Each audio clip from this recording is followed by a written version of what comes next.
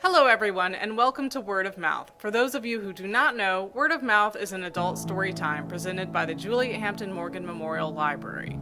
If you enjoyed today's readings and would like to watch the next program, Word of Mouth is broadcast on the first and third Thursdays of each month at 12:10 p.m. Central Time. The program is available on the Julie Hampton Morgan Facebook and YouTube page. As a reminder, this is an adult story time and may contain adult topics and language. We advise you preview material before sharing with the younger audience. This is from the Butler collection. This is the Book of Martha by Octavia E. Butler. "It's difficult, isn't it?" God said with a weary smile. "You're truly free for the first time. What could be more difficult than that?" Martha Bess looked around at the endless grayness that was, along with God, all that she could see. In fear and confusion, she covered her broad black face with her hands. "If only I could wake up," she whispered. God kept silent, but was so palpably, disturbingly present that even in the silence, Martha felt rebuked. "Where is this?" she asked, not really wanting to know, not wanting to be dead when she was only 43. "Where am I?" "Here with me," God said. "Really here?" she asked. "Not at home, in bed, dreaming? Not locked up in a mental institution? Not lying dead in a morgue?" "Here," God said softly, "with me." After a moment, Martha was able to take her hands from her face and look again at the grayness around her and at God. "This can't be heaven," she said. "There's nothing here, no one here but you." "Is that all you see?" God asked. This confused her even more. "Don't you know what I see?" she demanded, and then quickly softened her voice. "Don't you know everything?" God smiled. "No, I outgrew that trick long ago. You can't imagine how boring it was." This struck Martha as such a human thing to say that her fear diminished a little, although she was still impossibly confused.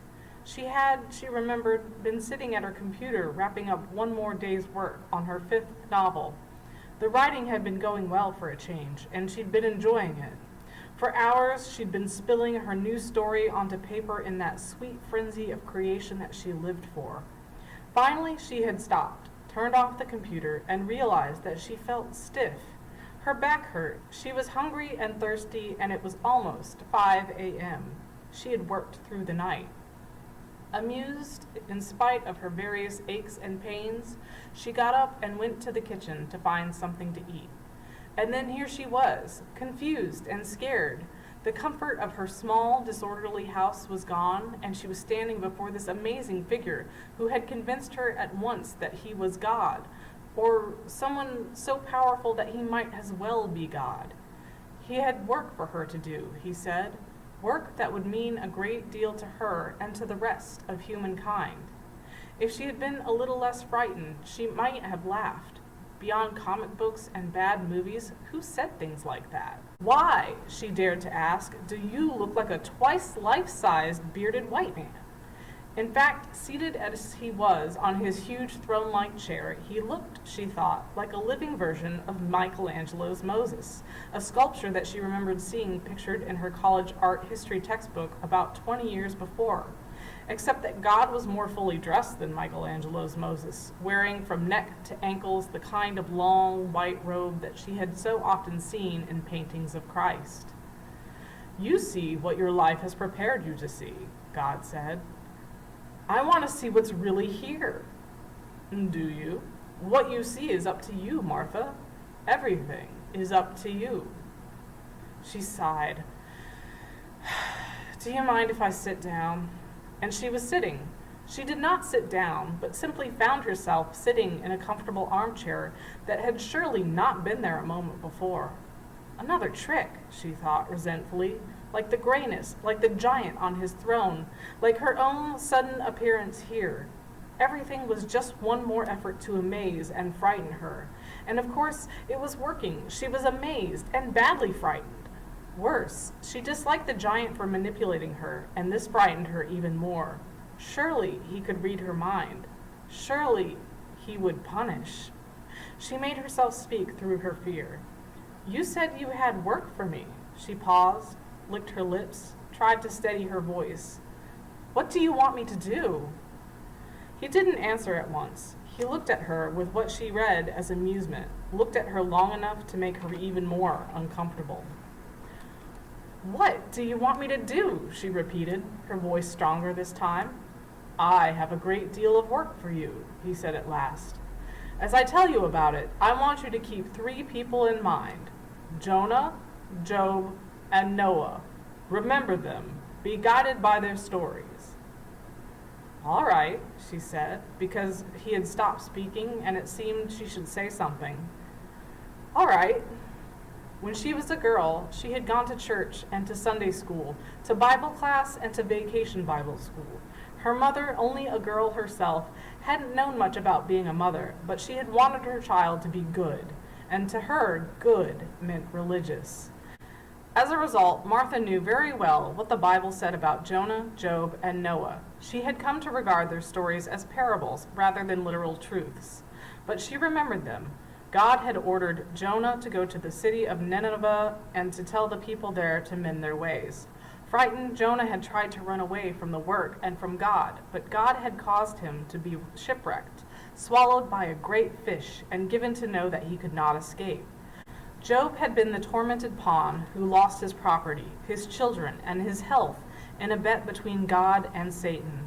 And when Job proved faithful in spite of all that God had permitted Satan to do to him, God rewarded Job with even greater wealth, new children, and restored health. As for Noah, of course, God ordered him to build an ark and save his family and a lot of animals because God had decided to flood the world and kill everyone and everything else. Why was she to remember these 3 biblical figures in particular? What had they to do with her, especially Job and all his agony? "This is what you're to do," God said. "You will help humankind to survive its greedy, murderous, wasteful adolescence. Help it to find less destructive, more peaceful, sustainable ways to live." Martha stared at him. After a while, she said feebly, "What?" "If you don't help them, they will be destroyed." "You're going to destroy them? Again?" she whispered. "Of course not," God said, sounding annoyed. "They're well on the way to destroying billions of themselves by greatly changing the ability of the earth to sustain them. That's why they need help. That's why you will help them." "How?" she asked. She shook her head. "What can I do?" "Don't worry," God said. "I won't be sending you back home with another message that people can ignore or twist to suit themselves. It's too late for that kind of thing anyway." God shifted on his throne and looked at her with his head cocked to one side. "You'll borrow some of my power," he said. "You'll arrange it so that people treat one another better and treat their environment more sensibly. You'll give them a better chance to survive than they've given themselves. I'll lend you the power, and you'll do this." He paused, but this time she could think of nothing to say. After a while, he went on. "When you've finished your work, you'll go back and live among them again as one of their lowliest. You're the one who will decide what that will mean. But whatever you decide is to be the bottom level of society, the lowest class or caste or race, that's what you'll be." This time, when he stopped talking, Martha laughed. She felt overwhelmed with questions, fears, and bitter laughter. But it was the laughter that broke free. She needed to laugh. It gave her strength somehow. "I was born on the bottom level of society," she said. "You must have known that." God did not answer. "Sure you did." Martha stopped laughing and managed somehow not to cry. She stood up, stepped toward God. "How could you not know? I was born poor, black, and female to a 14-year-old mother who could barely read. We were homeless half the time while I was growing up. Is that bottom level enough for you? I was born on the bottom, but I didn't stay there. I didn't leave my mother there either, and I'm not going back there." Still, God said nothing. He smiled. Martha sat down again, frightened by the smile, aware that she had been shouting at God. After a while, she whispered, "Is that why you chose me to do this work, because of where I came from?" "I chose you for all that you are and all that you are not," God said. "I could have chosen someone much poorer and more downtrodden. I chose you because you were the one I wanted for this. Martha couldn't decide whether he sounded annoyed. She couldn't decide whether it was an honor to be chosen to do a job so huge, so poorly defined, so impossible. Please let me go home, she whispered. She was instantly ashamed of herself. She was begging, sounding pitiful, humiliating herself. Yet these were the most honest words she'd spoken so far. You're free to ask me questions, God said, as though he hadn't heard her plea at all. You're free to argue and think and investigate all of human history for ideas and warnings. You're free to take all the time you need to do these things. As I said earlier, you're truly free. You're even free to be terrified. But I assure you, you will do this work. Martha thought of Job, Jonah, and Noah. After a while, she nodded. Good, God said. He stood up and stepped toward her. He was at least 12 feet high and inhumanly beautiful. He literally glowed. Walk with me, he said. And abruptly, he was not 12 feet high. Martha never saw him change, but now he was her size, just under 6 feet, and he no longer glowed. Now when he looked at her, they were eye to eye. He did look at her. He saw that something was disturbing her, and he asked, What is it now? Has your image of me grown feathered wings or a blinding halo? Your halo's gone, she answered, and you're smaller, more normal. Good, he said. What else do you see? Nothing. Grayness. That will change. It seemed that they walked over a smooth, hard, level surface, although when she looked down, she couldn't see her feet. It was as though she walked through ankle-high, ground-hugging fog. What are we walking on? She asked. What would you like? God asked. A sidewalk, beach sand, a dirt road?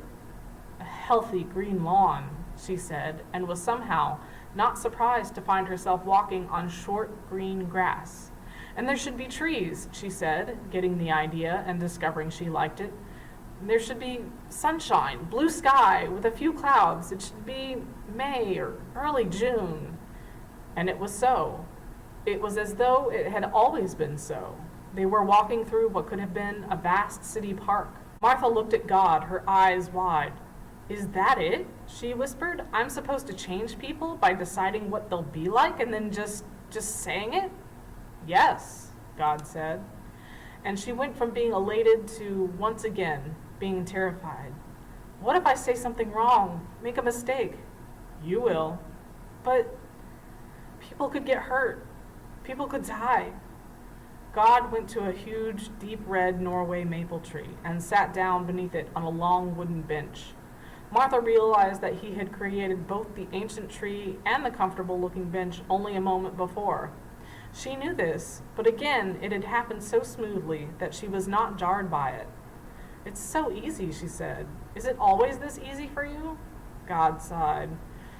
Always, he said. She thought about that, his sigh, the fact that he looked away into the trees instead of at her. Was an eternity of absolute ease just another name for hell?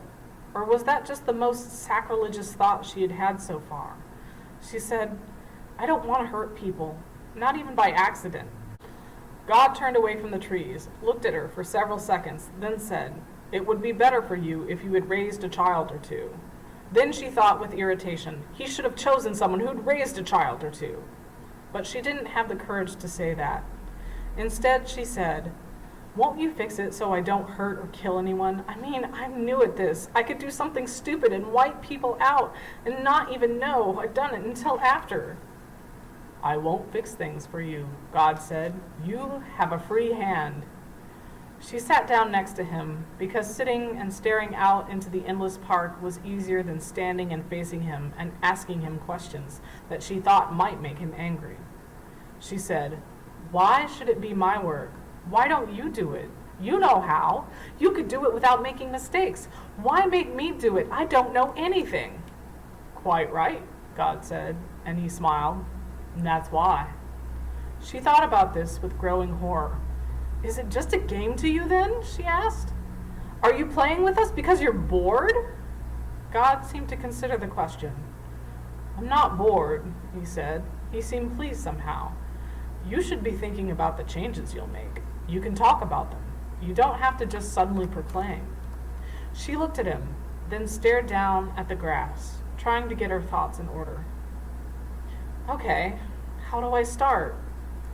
Think about this. What change would you want to make if you could make only one? Think of one important change. She looked at the grass again and thought about the novel she had written. What if she were going to write a novel in which human beings had to be changed in only one positive way? Well, she said after a while, the growing population is making a lot of the other problems worse. What if people could only have 2 children? I mean, what if people who wanted children could only have 2, no matter how many more they wanted or how many medical techniques they used to try to get more? You believe the population problem is the worst one then? God asked. I think so, she said. Too many people. If we solve that one, we'll have more time to solve other problems. And we can't solve it on our own. We all know about it, but some of us won't admit it. And nobody wants some big government authority telling them how many kids to have. She glanced at God and saw that he seemed to be listening politely. She wondered how far he would let her go. What might offend him? What might he do to her if he were offended? So everyone's reproductive system shuts down after 2 kids, she said. I mean, they get to live as long as before, and they aren't sick. They just can't have kids anymore. They'll try, God said. The effort they put into building pyramids, cathedrals, and moon rockets will be as nothing to the effort they'll put into trying to end what will seem to them a plague of barrenness. What about people whose children die or are seriously disabled? What about a woman whose first child is a result of rape? What about surrogate motherhood? What about men who become fathers without realizing it? What about cloning? Martha stared at him, chagrined. That's why you should do this. It's too complicated. Silence. All right, Martha sighed and gave up. All right, what if even with accidents and modern medicine, even something like cloning, the 2-kid limit holds? I don't know how that could be made to work, but you do. It could be made to work, God said, but keep in mind that you won't be coming here again to repair any changes you make. What you do is what people will live with, or in this case, die with. Oh, Martha said. She thought for a moment, then said, Oh no. They would last for a good many generations, God said, but they would be dwindling all the time. In the end, they would be extinguished with the usual diseases, disabilities, disasters, wars, deliberate childlessness, and murder. They wouldn't be able to replace themselves. Think of the needs of the future, Martha, as well as the needs of the present. I thought I was, she said. What if I made 4 kids the maximum number instead of 2? God shook his head. Free will coupled with morality has been an interesting experiment. Free will is, among other things, the freedom to make mistakes. One group of mistakes will sometimes cancel another. That's saved any number of human groups, although it isn't dependable. Sometimes mistakes cause people to be wiped out, enslaved, or driven from their home because they've so damaged or altered their land or their water or their climate. Free will isn't a guarantee of anything, but it's a potentially useful tool. Too useful to erase casually. I thought you wanted me to put a stop to war and slavery and environmental destruction, Martha snapped, remembering the history of her own people. How could God be so casual about such things? God laughed. It was a startling sound, deep, full, and Martha thought, inappropriately happy. Why would this particular subject make him laugh? Was he God? Was he Satan? Martha, in spite of her mother's efforts, had not been able to believe in the literal existence of either. Now she did not know what to think or what to do. God recovered himself, shook his head, and looked at Martha. Well, there's no hurry, he said. Do you know what a nova is, Martha? Martha frowned. It's a star that explodes, she said, willing, even eager to be distracted from her doubts. It's a pair of stars, God said. A large one, a giant, and a small, very dense dwarf. The dwarf pulls material from the giant. After a while, the dwarf has taken more material than it can control, and it explodes. It doesn't necessarily destroy itself, but it does throw off a great deal of excess material.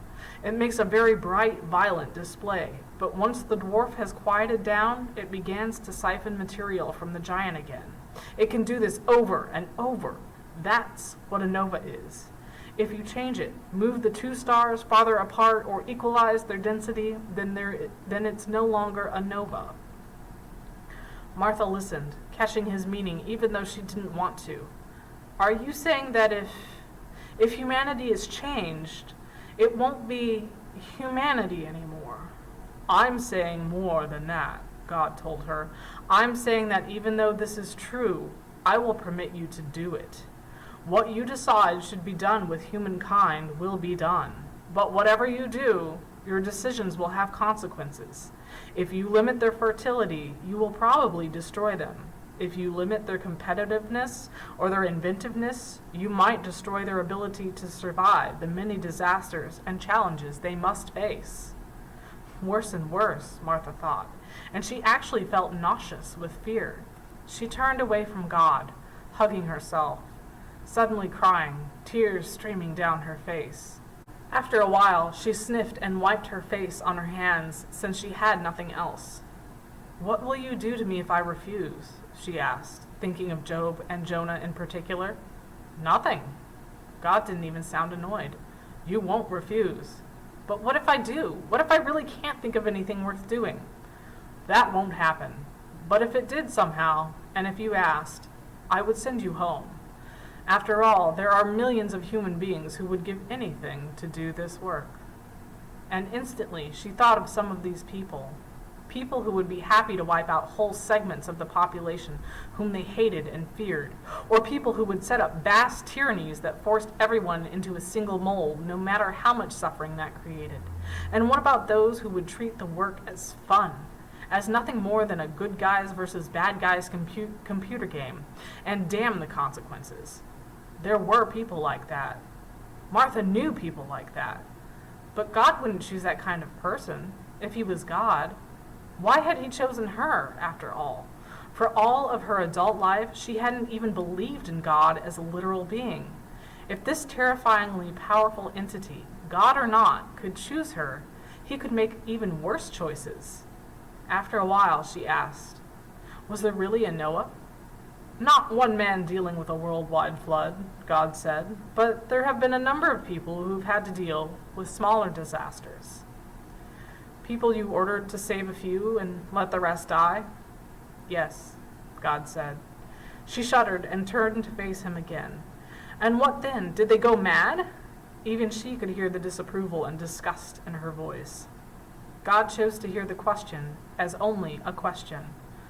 Some took refuge in madness, some in drunkenness, some in sexual license, some killed themselves. Some survived and lived long, fruitful lives. Martha shook her head and managed to keep quiet. I don't do that any longer, God said. No, Martha thought. Now he had found a different amusement. How big a change do I have to make? She asked. What will please you and cause you to let me go and not bring in someone else to replace me? I don't know, God said, and he smiled. He rested his head back against the tree, because I don't know what you will do. That's a lovely sensation, anticipating, not knowing. Not from my point of view, Martha said bitterly. After a while, she said in a different tone, definitely not from my point of view, because I don't know what to do. I really don't. You write stories for a living, God said. You create characters and situations, problems and solutions. That's less than I've given you to do. But you want me to tamper with real people. I don't want to do that. I'm afraid I'll make some horrible mistake. I'll answer your questions, God said. Ask. She didn't want to ask. After a while, though, she gave in. What exactly do you want? A utopia? Because I don't believe in them. I don't believe it's possible to arrange a society so that everyone is content. Everyone has what he or she wants. Not for more than a few moments, God said. That's how long it would take for someone to decide that he wanted what his neighbor had, or that he wanted his neighbor as a slave of one kind or another, or that he wanted his neighbor dead. But never mind, I'm not asking you to create a utopia, Martha, although it would be interesting to see what you could come up with. So what are you asking me to do? To help them, of course. Haven't you wanted to do that? Always, she said. And I never could in any meaningful way. Famines, epidemics, floods, fires, greed, slavery, revenge, stupid, stupid wars. Now you can. Of course, you can't put an end to all of those things without putting an end to humanity. But you can diminish some of the problems. Fewer wars, less covetousness, more forethought and care with the environment. What might cause that? She looked at her hands, then at him. Something had occurred to her as he spoke, but it seemed both too simple and too fantastic, and to her personally, perhaps too painful. Could it be done? Should it be done? Would it really help if it were done? She asked, was there really anything like the Tower of Babel? Did you make people suddenly unable to understand each other?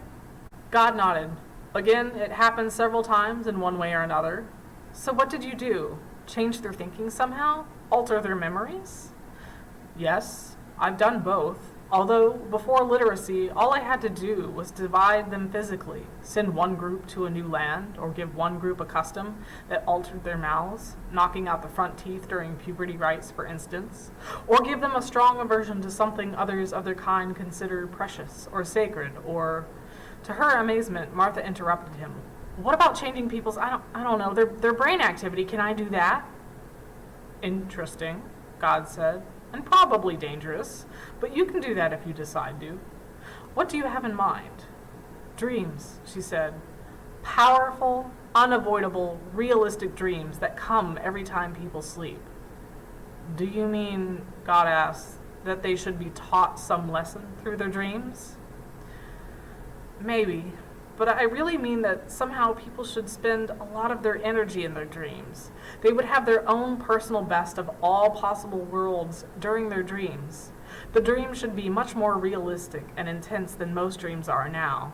Whatever people love to do most, they should dream about doing it, and the dream should change to keep with their individual interests. Whatever grabs their attention, whatever they desire, they can have it in their sleep. In fact, they can't avoid having it. Nothing should be able to keep the dreams away. Not drugs, not surgery, not anything. And the dream should satisfy much more deeply, more thoroughly than reality can. I mean, the satisfaction should be in the dreaming, not in trying to make the dream real. God smiled. Why? I want them to have the only possible utopia. Martha thought for a moment. Each person will have a private, perfect utopia every night. Or an imperfect one. If they crave conflict and struggle, they get that. If they want peace and love, they get that. Whatever they want or need comes from them. I think if people go to a private heaven every night, it might take the edge off their willingness to spend their waking hours trying to dominate or destroy one another. She hesitated. Won't it? God was still smiling. It might. Some people will be taken over it, as though it were an addictive drug. Some will try to fight it in themselves or others. Some will give up on their lives and decide to die because nothing they do matters as much as their dreams. Some will enjoy it and try to go on with their familiar lives, but even they will find that the dreams interfere with their relations with other people. What will humankind in general do? I don't know. He seemed interested, almost excited. I think it might dull them too much at first, until they're used to it. I wonder whether they can get used to it. Martha nodded. I think you're right about it dulling them. I think at first most people will lose interest in a lot of other things, including real, wide-awake sex. Real sex is risky to both health and the ego. Dream sex will be fantastic and not risky at all. Fewer children will be born for a while, and fewer of those will survive, God said. What?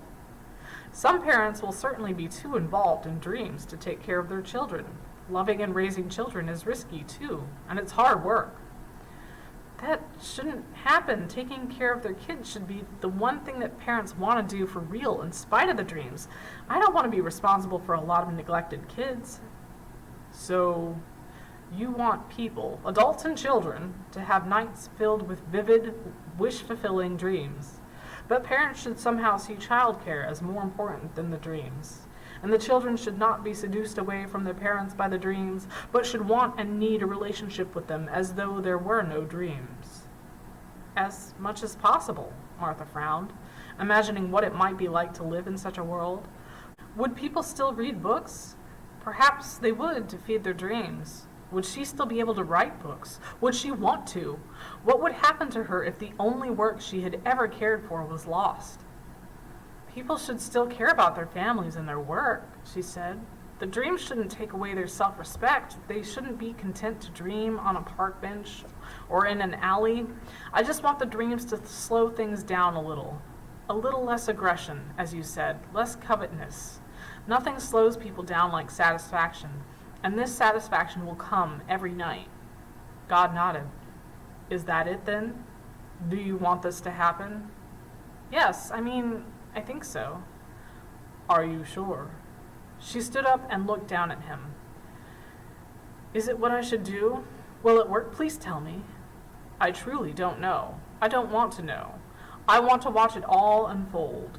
I've used dreams before, you know, but not like this. His pleasure was so obvious that she almost took the whole idea back. He seemed able to be amused by terrible things. Let me think about this, she said. Can I be by myself for a while? God nodded. Speak aloud to me when you want to talk. I'll come to you. And she was alone. She was alone inside what looked and felt like her home, her little house in Seattle, Washington. She was in her living room. Without thinking, she turned on a lamp and stood looking at her books. 3 of the walls of the room were covered with bookshelves. Her books were there in familiar order. She picked up several, one after another: history, medicine, religion, art, crime. She opened them to see that they were indeed her books, highlighted and written in by her own hand as she researched this novel or that short story. She began to believe she really was at home. She had had some sort of strange waking dream about meeting with a god who looked like Michelangelo's Moses, and who ordered her to come up with a way to make humanity a less self-destructive species. The experience felt completely, unnervingly real, but it couldn't have been. It was too ridiculous. She went to her front window and opened the drapes. Her house was on a hill and faced east. Its great luxury was that it offered a beautiful view of Lake Washington just a few blocks down the hill. But now there was no lake. Outside was the park that she had wished into existence earlier. Perhaps 20 yards from her front window was the big red Norway maple tree and the bench where she had sat and talked with God. The bench was empty now and in deep shadow. It was getting dark outside. She closed the drapes and looked at the lamp that lit the room. For a moment it bothered her that it was on and using electricity in this twilight zone of a place. Had her house been transported here, or had it been duplicated? Or was it all a complex hallucination? She sighed. The lamp worked. Best to just accept it. There was light in the room. There was a room, a house. How it all worked was the least of her problems. She went to the kitchen and there found all the food she had had at home. Like the lamp, the refrigerator, the electric stovetop, and the ovens worked. She could prepare a meal. It would be at least as real as anything she'd run across recently, and she was hungry. She took a small can of solid white albacore tuna and containers of dill weed and curry powder from the cupboard and got bread, lettuce, dill pickles, green onions, mayonnaise, and chunky salsa from the refrigerator. She would have a tuna salad sandwich or two. Thinking about it made her even hungrier. Then she had another thought, and she said aloud, "May I ask you a question?" And they were walking together on a broad, level dirt pathway bordered by dark, ghostly silhouettes of trees. Night had fallen, and the darkness beneath the trees was impenetrable. Only the pathway was a ribbon of pale light, starlight, and moonlight. There was a full moon, brilliant, yellow-white, and huge, and there was a vast canopy of stars. She had seen the night sky this way only a few times in her life. She had always lived in cities where the lights and the smog obscured all but the brightest few stars. She looked upward for several seconds, then looked at God and saw, somehow, without surprise, that he was black now and clean-shaven. He was a tall, stocky black man wearing ordinary, modern clothing, a dark sweater over a white shirt and dark pants. He didn't tower over her, but he was taller than the human-sized version of the white god had been. He didn't look anything like the white Moses god, and yet he was the same person. She never doubted that. "You're seeing something different," God said. "What is it?" Even his voice had changed, deepened. She told him what she was seeing, and he nodded. "At some point, you'll probably decide to see me as a woman," he said. "I didn't decide to do this," she said. "None of it is real anyway." "I've told you," he said. "Everything is real. It's just not as you see it." She shrugged. It didn't matter, not compared to what she wanted to ask. "I had a thought," she said, "and it scared me. That's why I called you. I sort of asked about it before, but you didn't give me a direct answer, and I guess I need one." He waited. "Am I dead?" "Of course not," he said, smiling. "You're here." "With you," she said bitterly. Silence. "Does it matter how long I take to decide what to do?" "I've told you. No. Take as long as you like." That was odd, Martha thought. Well, everything was odd. On impulse, she said, "Would you like a tuna salad sandwich?" "Yes," God said. "Thank you." They walked back to the house together instead of simply appearing there. Martha was grateful for that. Once inside, she left him sitting in her living room, paging through a fantasy novel and smiling. She went through the motions of making the best tuna salad sandwiches she could. Maybe effort counted. She didn't believe for a moment that she was preparing real food or that she and God were going to eat it. And yet, the sandwiches were delicious. As they ate, Martha remembered the sparkling apple cider that she kept in the refrigerator for company. She went to get it, and when she got back to the living room, she saw that God had, in fact, become a woman. Martha stopped, startled, then sighed. "I see you as female now," she said. "Actually, I think you look a little like me. You look like sisters." She smiled wearily and handed over a glass of cider. God said, "You really are doing this yourself, you know. But as long as it isn't upsetting you, I suppose it doesn't matter." "It does bother me. If I'm doing it, why did it take so long for me to see you as a black woman, since that's no more true than seeing you as white or a black man?" "As I've told you, you see what your life has prepared you to see." God looked at her, and for a moment Martha felt that she was looking into a mirror. Martha looked away. "I believe you. I just thought I had already broken out of the mental cage I was born and raised in. A human God, a white God, a male God." "If it were truly a cage," God said, "you would still be in it, and I would still look the way I did when you first saw me." "There is that," Martha said. "What would you call it then?" "An old habit," God said. "That's the trouble with habits. They tend to outlive their usefulness." Martha was quiet for a while. Finally she said, "What do you think about my dream idea? I'm not asking you to foresee the future. Just find fault, punch holes, warn me." God rested her head against the back of the chair. "Well, the evolving environmental problem will be less likely to cause wars, so there will probably be less starvation, less disease. Real power will be less satisfying than the vast, absolute power they can possess in their dreams, so fewer people will be driven to try to conquer their neighbors or exterminate their minorities. All in all, the dreams will probably give humanity more time than it would have without them." Martha was alarmed in spite of herself. Time to do what? Time to grow up a little, or at least time to find some way of surviving what remains of its adolescence. God smiled. How many times have you wondered how some especially self-destructive individual managed to survive adolescence? It's a valid concern for humanity as well as for individual human beings. "Why can't the dreams do more than that?" she asked. "Why can't the dreams be used not just to give them their heart's desire when they sleep, but to push them towards some kind of waking maturity, although I'm not sure what species maturity might be like?"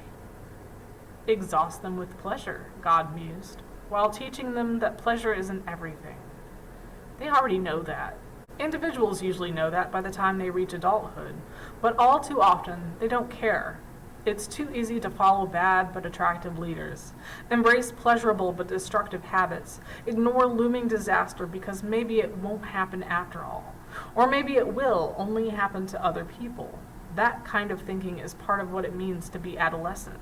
Can the dreams teach, or at least promote, more thoughtfulness when people are awake? Promote more concern for real consequences?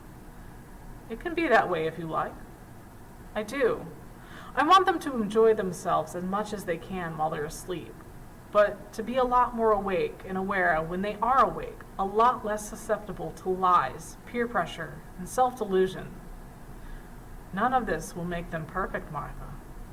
Martha stood looking up at God, fearing that she had missed something important and that God knew it and was amused. But this will help, she said. It will help more than it will hurt.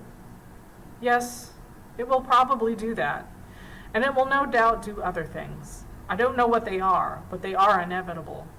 Nothing ever works smoothly with humankind. You like that, don't you?